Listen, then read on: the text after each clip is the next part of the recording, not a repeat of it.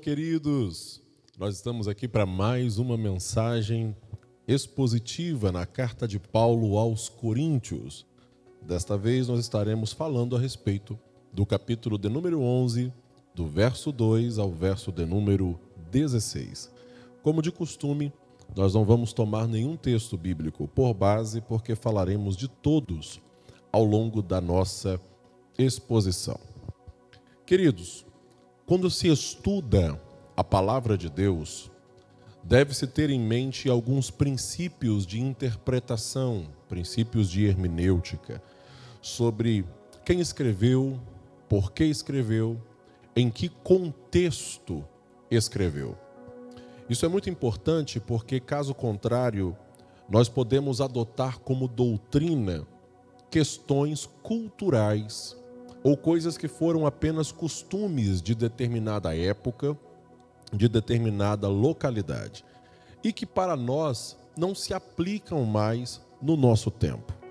Até porque todos nós sabemos que os costumes são temporais, os costumes são locais, mas a doutrina da palavra de Deus, esta sim é eterna. A doutrina da palavra de Deus, esta sim permanece para sempre. Tendo isto em mente, a gente precisa entender o contexto que levou Paulo a dizer as palavras que ele vai dizer aqui, do capítulo 11, a respeito das mulheres no culto público.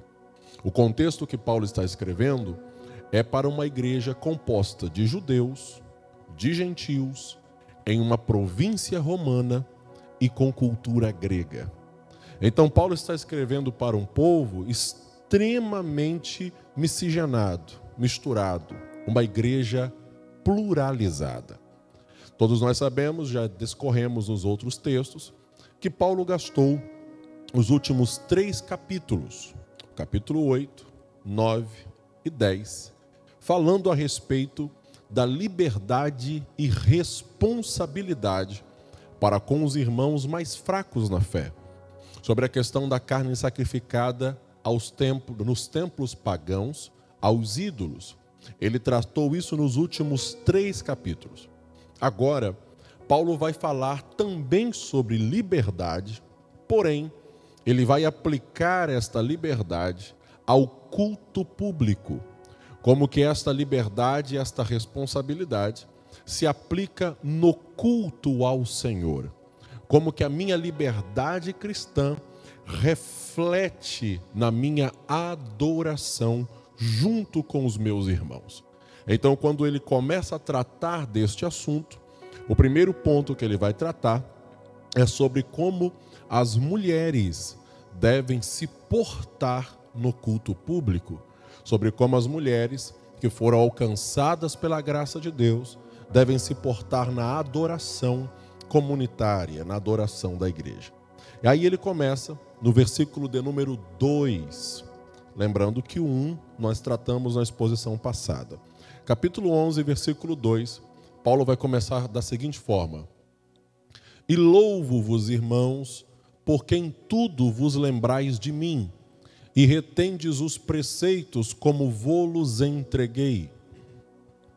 Outras traduções dizem que Paulo está dizendo: louvo-vos porque retedes as tradições como eu vos entreguei. O que Paulo está dizendo aqui? Paulo está falando para esta igreja que tinha problemas doutrinários em muitas áreas, que esta igreja guardou as tradições. Perceba que a igreja de Corinto, como nós já trabalhamos, era uma igreja confusa em muitas doutrinas e que Paulo não os elogiou, obviamente, por isso. Mas ele elogia a igreja por guardar as tradições. Por que isso? Porque, infelizmente, é sempre mais fácil guardar tradições do que aprendermos doutrinas. É sempre mais fácil guardarmos costumes do que aprendermos a essência da palavra de Deus. Então a igreja de Corinto foi uma igreja que guardou muitas tradições que eram comuns naquela época. Tradições, elas são boas. tradições, elas são saudáveis, desde que elas não se tornem meios para salvação. A tradição é algo saudável a partir do momento que eu não entendo que guardar uma tradição é meio para ser salvo. A salvação é simplesmente pela graça, mediante a fé, não por tradicionalismo. O pastor Hernandes Dias Lopes tem uma frase sobre esse texto, em que ele é muito feliz ao dizer assim: a tradição é a fé viva de pessoas mortas. O tradicionalismo é a fé morta de pessoas vivas. O que ele está querendo dizer com esta frase? Que uma vez que nós guardamos tradições, nós estamos honrando os nossos pais na fé que já partiram. É a fé viva de pessoas mortas. Mas uma vez que nós fazemos dessas tradições meios de salvação, nós estamos, apesar de vivos, com a nossa fé morta. A salvação não é por meio de guardar tradições, quer seja de igrejas pentecostais, de igrejas reformadas, de igrejas episcopais. A salvação é obra exclusiva de Deus. Paulo vai continuar no versículo 3, a seguinte expressão: mas quero que saibais que Cristo é a cabeça de todo homem, e o homem é a cabeça da mulher, e Deus a cabeça de Cristo. Quando Paulo vai falar sobre as irmãs, sobre o papel das irmãs no culto, primeira coisa que ele vai falar, ele vai discorrer a respeito da doutrina da Trindade. Perceba que antes de falar sobre o costume, ele primeiro aplica a doutrina. Ele quer que os irmãos entendam princípios doutrinários. Por quê? Porque só existe costume saudável se a doutrina for saudável. Então, o que ele vai falar a respeito do papel de Cristo na Trindade? Sobre quem é Jesus na Trindade. Alguns pontos nós precisamos tratar aqui. Primeiro, nós não acreditamos em 3 deuses. Nós acreditamos em um só Deus. Existe apenas um Deus que existe em 3 pessoas, coeternas, cossubstanciais e coiguais. Segundo, Cristo não foi gerado como Deus. Ele é Deus desde a eternidade. Ele sempre existiu. Ele é o Pai da eternidade. Terceiro, na salvação, apesar de Cristo ser Deus, igual ao Pai, da mesma essência, coeterno, este Deus, para salvar o homem, a Trindade se organizou da seguinte forma como nós a conhecemos. O Pai é aquele que planejou a salvação. O Filho é aquele que executou a salvação. E o Espírito Santo é aquele que aplica a salvação no nosso coração, nas nossas vidas. Então, quando se fala Pai, Filho e Espírito Santo, não se está diminuindo o Filho e nem diminuindo o Espírito.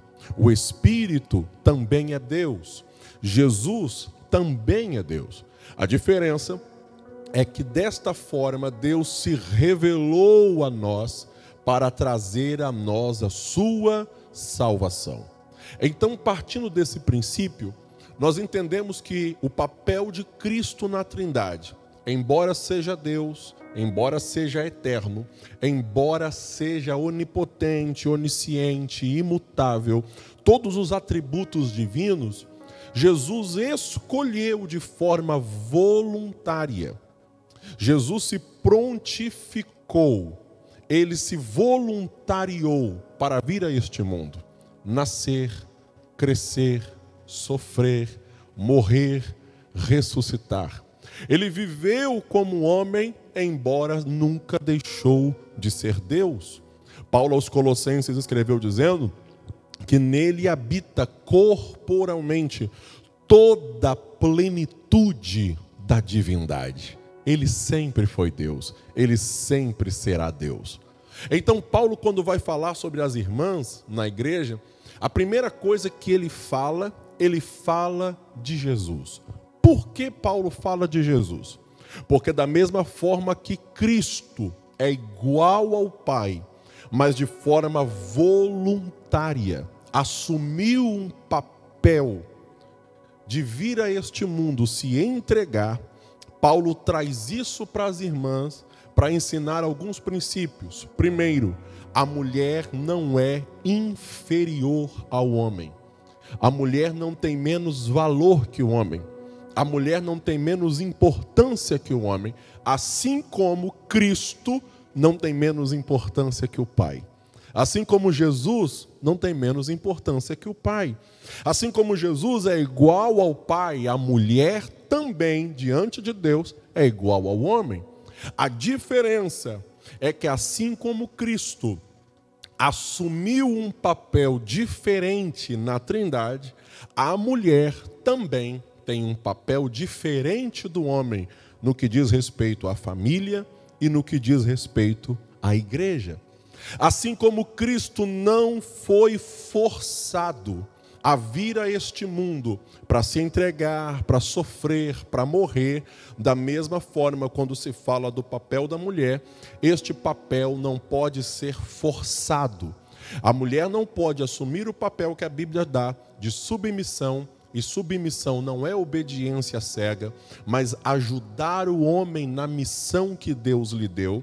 A mulher não pode assumir este papel empurrada, forçada. A mulher, assim como Jesus se prontificou de forma voluntária, a mulher cristã assume este papel de forma voluntária. Então, o que Paulo está trazendo aqui, ao falar sobre Deus é a cabeça de Cristo e o homem é a cabeça da mulher, ele está trazendo esta comparação de o homem com o Pai e da mulher com Jesus, de um papel voluntário, embora sejam iguais. Dito isto, agora nós vamos falar o que Paulo vai tratar a respeito da cultura da época.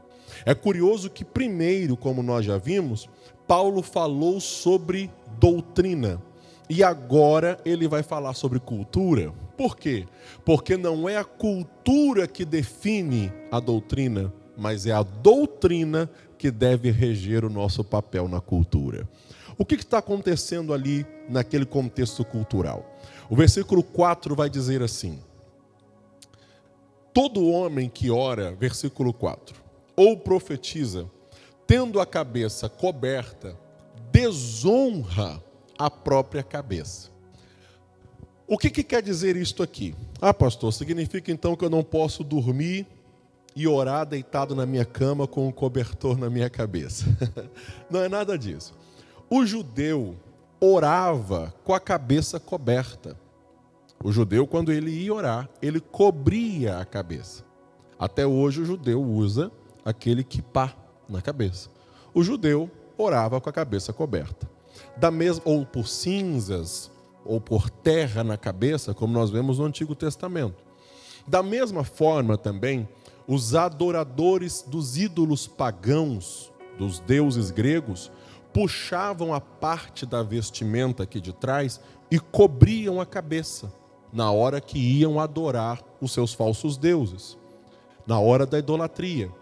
Então Paulo faz menção que o homem que ora ou profetiza com a cabeça coberta desonra a própria cabeça, para mostrar para a igreja que a igreja tem que se desvincular tanto do judaísmo como do paganismo. Então Paulo está querendo que o povo entenda que adorar a Deus, servir a Deus, buscar a Deus é uma atitude diferente do judeu e uma atitude diferente do pagão. Por quê? Porque ambos costumam demonstrar por fora, mas o adorador, a sua transformação, o adorador ao Senhor, a sua transformação não começa de fora para dentro, mas a sua adoração e transformação começa de dentro para fora. Paulo vai continuar no versículo 5 e ele vai dizer assim: mas toda mulher que ora ou profetiza com a cabeça descoberta, desonra a própria cabeça, porque é como se tivesse a cabeça raspada. O que isso significa, pregador? As roupas naquela época, entre os homens e as mulheres gregas, era basicamente igual. As roupas dos homens e das mulheres não tinha muita diferença externa. A principal diferença da roupa masculina para a feminina era o caluma, ou seja, o véu. A principal diferença das vestimentas masculinas para as femininas era o uso do véu. É muito importante não confundir o véu aqui com aquele véu árabe que nós estamos acostumados no nosso tempo, que cobre todo o rosto e deixa só os olhos visíveis.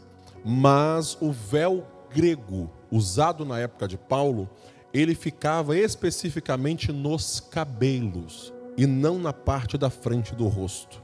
O véu era usado nos cabelos. Por que Paulo fala que uma mulher que ora ou profetiza com a cabeça descoberta a desonra? Porque as mulheres que tinham o costume de usar o véu eram as mulheres de respeito na sociedade daquela época. Quem é que não usava véu na cidade de Corinto ou nas cidades gregas? Primeiro, as prostitutas não usavam véu. Aquelas mulheres que se prostituíam no templo de Afrodite, as 1000 sacerdotisas que tinham lá, não usavam véu. Primeiro, quem não usavam véu eram as prostitutas. Segundo, as escravas ou adúlteras, naquela época, tinham como punição e marca ter o cabelo raspado. Quando uma mulher adulterava, raspava-se os cabelos dessa mulher, ou quando a mulher também era escrava. Logo, o uso do véu, naquela cultura, era sinal de modéstia, era sinal de pudor, era sinal de distinção. Então, Paulo quer que as irmãs entendam que devem se portar de modo que não deem escândalos, se portar com modéstia, se portar com pudor. Afinal, o padrão bíblico se chama decência. Lembrando que Paulo está falando aqui de um contexto sobre a questão da liberdade cristã, e que essa liberdade traz responsabilidades, como nós já estamos vendo há mais de 3 capítulos. É muito importante nós frisarmos que essa questão do uso do véu dizia respeito à cultura daquela época. Por quê? Porque muita gente pega esse texto, o interpreta de modo errado, equivocado, para oprimir pessoas na igreja, especialmente as mulheres. Mas o que Paulo está dizendo aqui não é, minha irmã, que você não pode cortar seu cabelo, não é que você não pode cuidar da sua aparência. O que Paulo está dizendo aqui é que a igreja do Senhor, as irmãs do Senhor, devem se portar com modéstia, devem se portar com decência, devem se portar com pudor. Por quê? Aquilo que traz escândalo e que prejudica seu testemunho cristão dentro do contexto cultural que você vive, não deve ser adotado, não deve ser praticado. Então, se naquela época o véu, o não uso dele, traria escândalo para a igreja, empecilho para o avanço do evangelho, ia confundir as irmãs com as prostitutas, com as escravas ou com as adúlteras, Paulo diz a elas: usem o véu, pratiquem, continuem cuidando desta parte do testemunho de vocês. A outra verdade que Paulo vai dizer aqui, ele vai dizer que a mulher que ora ou profetiza. Perceba que Paulo, ele assume que as mulheres profetizavam e oravam na igreja. Aqui cai por terra outra questão de que a mulher não pode orar, pregar, profetizar na igreja. Paulo está dizendo que as mulheres de Corinto profetizavam na igreja. Irmãos, nenhuma outra religião dava isso às mulheres. No judaísmo, as mulheres ficavam separadas dos homens com um véu. No paganismo, elas eram usadas como objeto sexual. E no cristianismo, elas nem ficavam separadas e nem eram objetos. elas eram cheias do Espírito Santo. No cristianismo, elas profetizavam, elas profetizam, elas oram. Nenhuma outra religião contribuiu tanto na história para que as mulheres fossem valorizadas como o cristianismo, porque Deus não faz acepção de pessoas, quer seja homem, mulher, adulto, criança, velho, idoso ou jovem, Deus não faz acepção de pessoas. Só que essas mulheres, escute, que saíram do paganismo, chegaram na igreja, foram valorizadas na igreja. Se no paganismo elas eram objetos, se no paganismo elas não eram respeitadas, se no paganismo elas eram objetos sexuais, na igreja elas oram, elas profetizam, elas são usadas. O que trouxe isso para a igreja? Trouxe o que eu quero chamar aqui, respeitosamente, entre aspas, de feminismo primitivo. Como assim, pregador? Essas mulheres começaram a se sentirem muito importantes e começaram a entender que o fato delas serem livres em Jesus, batizadas nas águas, cheias do Espírito, profetizavam, instrumentos de Deus, elas se sentiram tão livres a ponto de que o véu era desnecessário. Da mesma forma que nós estudamos na mensagem anterior, que a pessoa se sentia mais forte do que realmente era, se sentia mais livre do que realmente era, as mulheres também se sentiam mais livres do que realmente eram. Se sentiam numa posição que Cristo nunca lhes deu. Jesus nunca lhes deu uma posição onde elas podiam usar a liberdade para serem indecentes naquela cultura. Então as mulheres começaram a se sentir tão livres, tão importantes, que começaram a pecar. Liberdade cristã não dá direito à mulher nem ao homem de se portar de modo indecente. Para você entender, ir ao culto naquela cultura sem o véu era a mesma coisa de vir à igreja na nossa cultura de roupa íntima. É a mesma coisa de uma irmã entrar na igreja com roupas de banho, com roupas íntimas. Era a mulher ir para o culto sem o uso do véu. Era um escândalo. Então Paulo está dizendo para essas irmãs, não é porque vocês são cheias do poder de Deus e oram e profetizam que vocês podem fazer o que vocês quiserem fazer. Lembrem-se da decência, lembrem-se do pudor. Ah, pastor, então você está defendendo tipos de roupa na nossa cultura. Está defendendo tamanho de saia, está defendendo tamanho de cabelo, está defendendo... Irmãos, deixa eu te falar algo. Eu não estou defendendo tipos de roupa, até porque não tem tamanho de pano que tape um coração malicioso. Tem gente que tem uma saia lá no pé, mas se porta de modo lascivo, de modo que a luxúria é vista, de modo que a indecência aparece, de modo sensual. Então o que Paulo está dizendo aqui é que a mulher cristã, ela tem o coração tão transformado que isso reflete por fora. A mulher cristã não tem necessidade de mostrar as suas curvas, de mostrar a sua sensualidade. A mulher cristã realmente lavada no sangue de Jesus, ela mostra Cristo na vida dela, ela mostra Jesus na vida dela e a presença do Espírito Santo que habita nela. Bendito é o nome do Senhor. O que Paulo está dizendo para essas irmãs é justamente isso. O que ele vai dizer no 6? Ele vai dizer assim, versículo 6. Portanto, se a mulher não se cobre com véu, então tosquie-se também. Mas se para a mulher é coisa indecente tosquiar-se, raspar-se, que põe o véu. Lembra do que eu falei lá atrás? As escravas e adúlteras tinham o cabelo raspado. O que Paulo está dizendo? Se a mulher não usa o véu, então tosquie-se. Está dizendo o seguinte, olha, se é para vocês ficarem sem véu, raspa a cabeça logo. Se o uso do véu era das mulheres decentes naquela cultura e o cabelo raspado era das adúlteras, Paulo está dizendo assim: decide o que você quer. Ou você é uma mulher de respeito, ou você não é. Ou você é uma mulher decente, ou você não é. É o que ele está dizendo para as irmãs daquela época.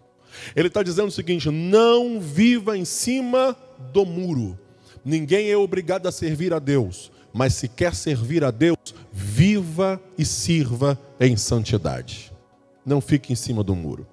Ele continua nos versículos 7, 8 e 9. Ele vai dizer assim: o homem, pois, não deve cobrir a cabeça, porque é a imagem e glória de Deus. Mas a mulher é a glória do homem. Versículo 8.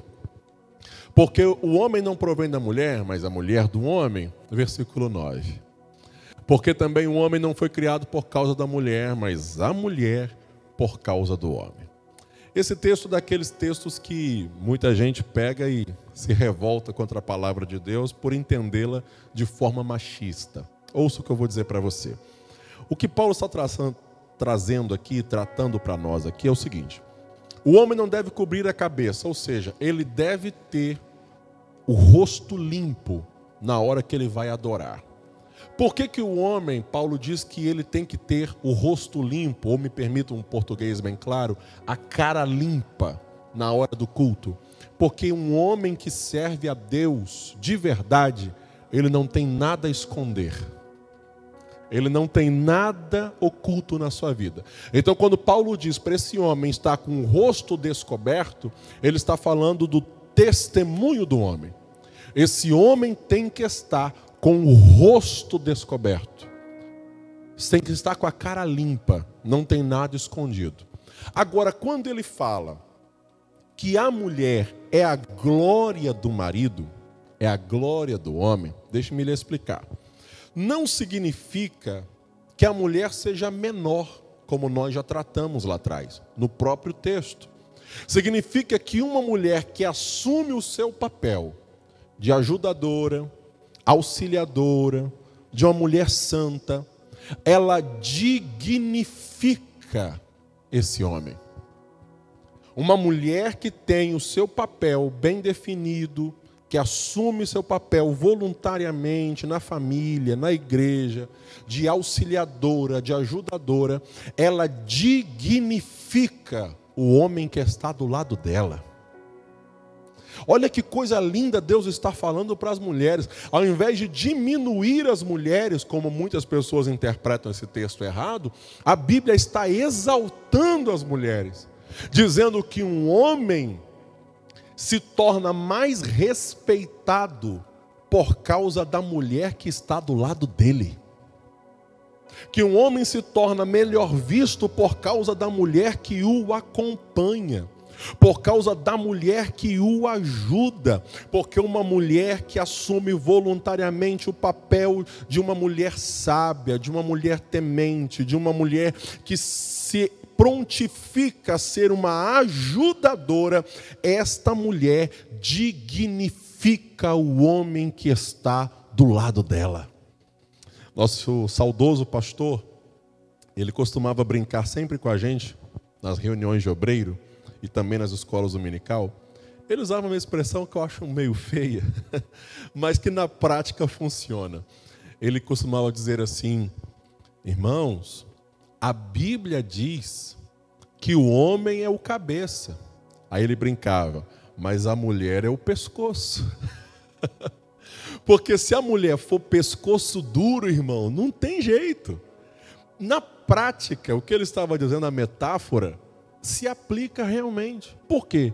Porque se a mulher não quiser contribuir com o homem, ajudar o homem, auxiliar o homem, esse homem nunca vai atingir o potencial que ele pode atingir.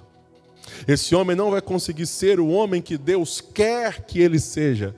Então Paulo está dizendo, uma mulher que é ajudadora, que entende o seu papel na família, seu papel na igreja, seu papel na sociedade, é a glória do homem. Por quê? Porque ela facilita a vida deste homem, ela dignifica este homem. Minha irmã, Deus vai usar você na sua casa para que seu marido se torne o melhor esposo que ele pode ser, para que ele se torne o melhor obreiro que ele pode ser, para que ele se torne o melhor pai, o melhor filho, a melhor pessoa que ele pode ser. Você não é menor na sua casa, você é instrumento de Deus para abençoar a sua casa.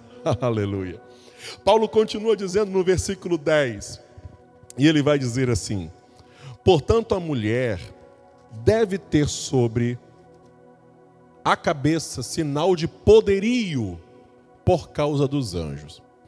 Irmãos, esse texto aqui é um dos textos mais difíceis de interpretar da carta de Corinto. Quando você estuda comentários bíblicos, existem inúmeros comentários a respeito desse texto. Um comentarista que eu estava estudando, inclusive, chegou a dizer o seguinte, que ele não sabe o que Paulo quis dizer com esse texto. Eu entendo esse texto da seguinte maneira: uma mulher com o véu é poderio, ou seja, o uso do véu era sinal de bom testemunho naquela época. Então, quando Paulo diz que uma mulher com o véu é sinal de poderio, ele está dizendo que nada é mais poderoso do que uma mulher que tem bom testemunho. Nada é mais poderoso do que uma mulher que tem um testemunho de vida que glorifica o nome do Senhor. É tão poderoso que Paulo vai dizer, por causa dos anjos. O que ele vai dizer por causa dos anjos? Uma mulher que sensualiza, uma mulher que se porta indecentemente, uma mulher que se porta de modo que a luxúria é despertada nos homens que a veem passar na rua, no trabalho ou mesmo até na igreja. Uma mulher que se porta assim, ela chama a atenção de outros homens. Ela chama a atenção de outras mulheres. Mas uma mulher que se porta com um testemunho de vida chama a atenção dos anjos. E eu te pergunto, qual atenção você quer para você? O importante não é como as pessoas te veem, o importante é como o céu está te vendo. É como o céu está te olhando. Então Paulo está dizendo que uma mulher que se porta decentemente, ela chama a atenção dos anjos, ela chama a atenção do céu. Ele vai continuar nos versículos 11 e 12. Ele vai dizer assim: todavia nem o varão é sem a mulher, nem a mulher sem o homem no Senhor. Versículo 12. Porque como a mulher provém do homem, assim também o homem provém da mulher, mas tudo vem de Deus. O que Paulo está trazendo aqui? Como Paulo está mexendo com as mulheres, ele quer que as mulheres entendam definitivamente que ele não está diminuindo as mulheres. Paulo não era machista. Paulo não está diminuindo as mulheres. Paulo está querendo que as mulheres entendam nesse texto a importância delas. Ele vai dizer que o homem não é nada sem a mulher, nem a mulher é nada sem o homem. Ou seja, o homem não pode maltratar a mulher, ver a mulher como menos, abusar da sua condição, mas sim usar a sua posição para servir melhor. Afinal, o homem precisa da mulher para nascer, o homem precisa da mulher quando ele é pequeno, o homem precisa da mulher quando ele não tem o dom do celibato para viver. Quem seria eu sem a minha esposa de 1,55 m do meu lado? Então Paulo está mostrando aqui para nós que tanto a mulher precisa do homem, como o homem precisa da mulher. Então Paulo corta na raiz. A Bíblia não deixa margem nem para o feminismo, nem para o machismo. O feminismo ele prega que a mulher não precisa do homem, que o homem é descartável, mas não é isso que a Bíblia está dizendo. Está mostrando uma dependência do homem para a mulher e da mulher para o homem. O que a Bíblia vai concluir falando para nós a respeito de decência? Irmãos, ouça, eu não quero que você entenda decência como você andar, uma moça de 18, 20 anos, uma mulher de 30 anos, andar, irmã, como se você tivesse 150. Não é para você pegar a roupa da sua vovó, que já partiu no Senhor há 50 anos, e vir para a igreja e achar que isso é decência. Uma mulher pode se portar decentemente e ainda assim se vestir bem, cuidar da sua aparência, andar cheirosa, andar bem cuidada. Então, decência não tem nada a ver com relaxo, não tem nada a ver com descuido. Decência tem a ver com o comportamento dessa mulher, o comportamento dessa irmã. Então, o que Paulo vai concluir falando para nós a respeito dessa questão da decência? Olha o que ele vai dizer no versículo 13. Ele vai dizer assim: julgai entre vós mesmos. É decente que a mulher ore a Deus descoberta? Já explicamos a questão do véu. Então, o que Paulo traz? Primeiro, julgai entre vós. Ele está dizendo, tenha bom senso. Bom senso. Então, minhas irmãs, ouça, meus irmãos, essa questão de usos e costumes, a primeira coisa que falta na cabeça de muitas pessoas é bom senso. Tem gente que não tem bom senso e fica naquela questão: ah, pastor, mas por que não pode? Ah, pastor, mas por que não faço? Ah, pastor, mas por que não devo? Irmão, bom senso. Bom senso. Existem coisas que são simplesmente questão de bom senso.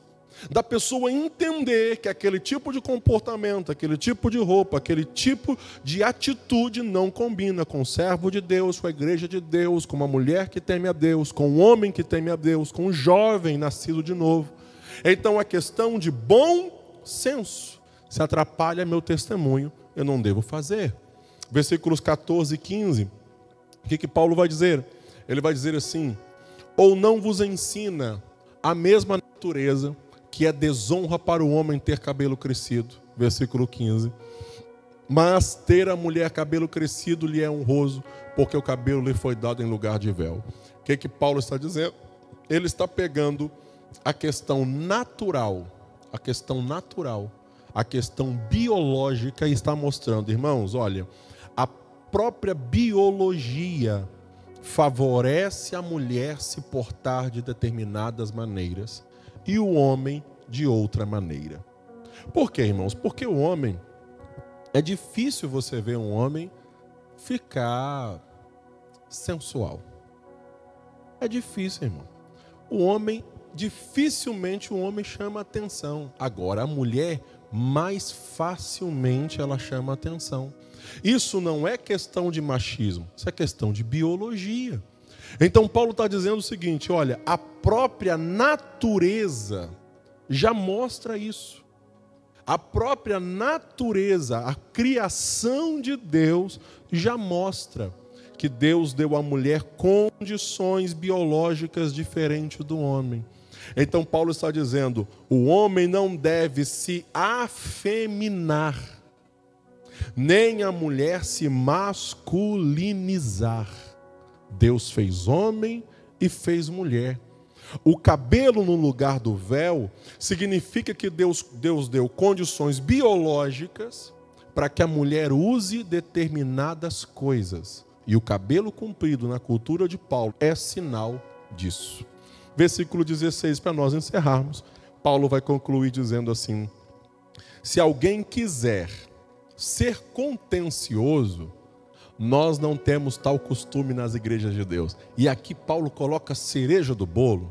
Ele está dizendo o seguinte: o que eu estou ensinando, o que eu estou falando, se alguém quiser fazer contenda, ô irmão, vai fazer em outro lugar.